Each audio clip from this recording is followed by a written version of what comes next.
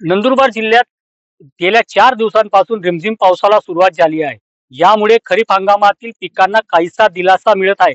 जिल्ह्यात जवळपास 3 लाख हेक्टर क्षेत्रावर पेरण्या होत असतात. मात्र अद्यापही 40% पेरण्या रखडल्या आहेत. जिल्ह्यात जवळपास कापूस, मका, सोयाबीन यासह मिरचीची लागवड होत असते. मात्र जून महिन्यात कोरडा गेला, जुलै महिना अर्धा कोरडा गेला. त्यामुळे मोठ्या प्रमाणात पेरण्या खोळंबल्या होत्या.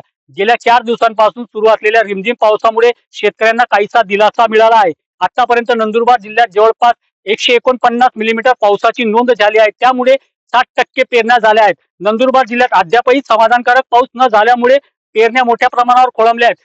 यामुळे कापूस क्षेत्रामध्ये देखील मोठ्या प्रमाणावर घट झाली आहे, तर मिरची क्षेत्रात समाधानकारक आहे. मात्र अद्यापही शेतकऱ्यांकडून समाधानकारक पाऊस झाल्यानंतरच पेरण्यांना वेग येण्याची शक्यता कृषी विभागाकडून वर्तविण्यात आली आहे.